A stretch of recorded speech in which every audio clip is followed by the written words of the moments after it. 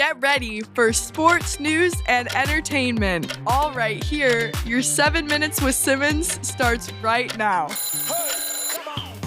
May the 4th be with you this 4th of July. Welcome back to 7 Minutes with Simmons. I'm your host, Christian.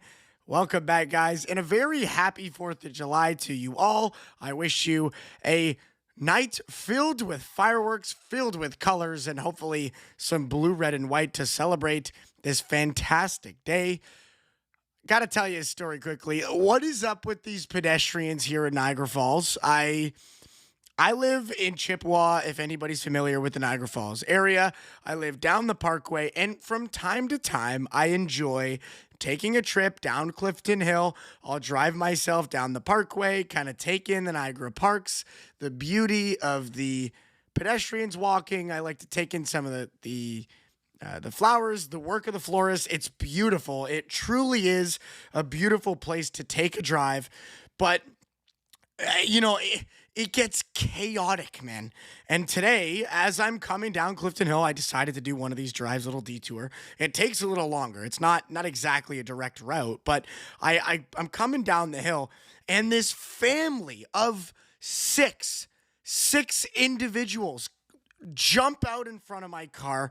All six of them look me dead in the eyes like, how dare I be driving down Clifton Hill at an appropriate speed under the speed limit? How dare I, right? Like, and I looked at this guy, and he looks right back at me with disgust, right? And he's screaming at me, he's yelling at me. I get a couple of birds from some of the family members. I'm like, what is going on here? Like, and it's clearly marked, like, cars have the right of way. There's no crosswalk here.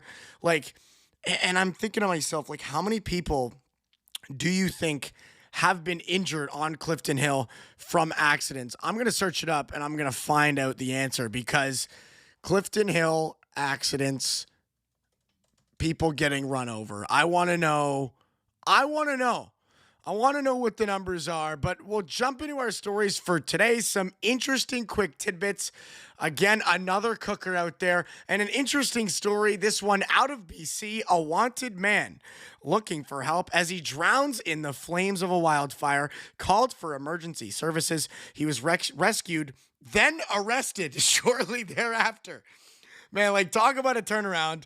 The 27-year-old in last May was charged for driving without a license, dangerous operation, resisting arrest, and a violent action against an arresting officer, all involved as well. So he was immediately placed in handcuffs for this guy. But, I mean, talk about a story. Like, what would you do if you had a warrant out for your arrest? Like, how long do you think that guy tried to outrun the flames before he realized that he probably wasn't going to get very far? Like, I think, to me, it's crazy to think about. Definitely an interesting story. I know for myself, I would definitely stay active. Like, if it was me, like, obviously I'm not going to let myself get cooked by the flames, but I'd probably do a couple laps. I think I would have tried to climb a few trees and realized halfway up, like, this ain't going to work. Time to dial emergency services.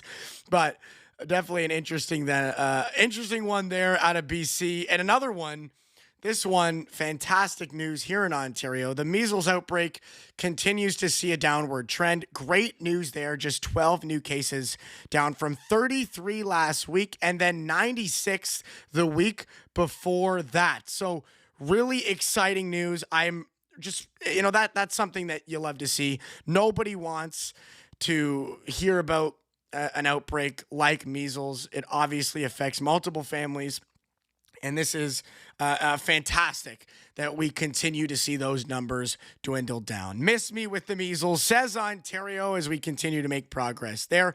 So that's fantastic news. But the big one, the 4th of July celebrations. Ladies and gentlemen, it's time to break out the huge portions and the massive Ford F-150s. No, but I will take a ride around on my big green tractor. That's for sure. If I had one, that would be awesome.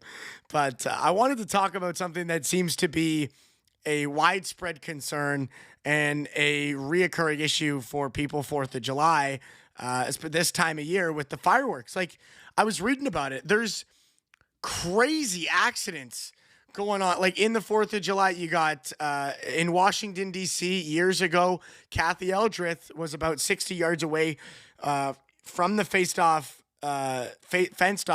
safety zone when a flame landed on her blanket. She decided to put it out. She was struck in the back while she was putting it out by a fireball the size of a baseball, and she was helicoptered out of there, taken to the hospital. This is number one. And you got multiple other ones. There's another one, Austin McLeod, a 21-year-old. He was married with a son and stepson only a few months after tying the knot with his new wife. He was gearing up for their Independence Day festivities in the backyard, and this was the last holiday, he would ever celebrate.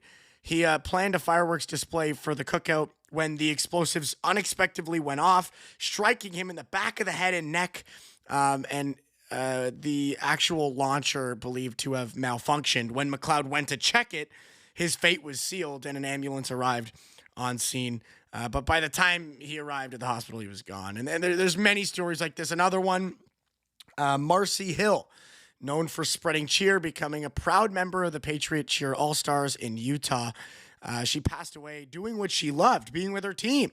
She was floating on a float, performing with her team during a Kaysville 4th of July parade, and she was trying to get a candy from the trailer. She was pulled under the tires, taken to the hospital in critical condition, sadly never recovered. So 4th of July madness.